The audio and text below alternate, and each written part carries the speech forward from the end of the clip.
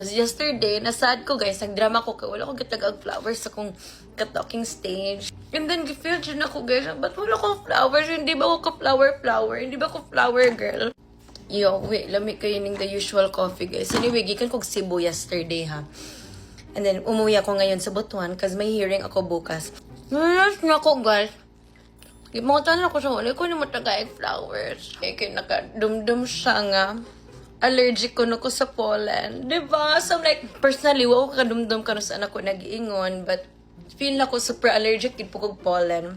So, I feel like, oh my gosh, guys, tuloy-tuloy na talaga itong pagiging 2028 bride ko, diba? Because, to be loved is to be known.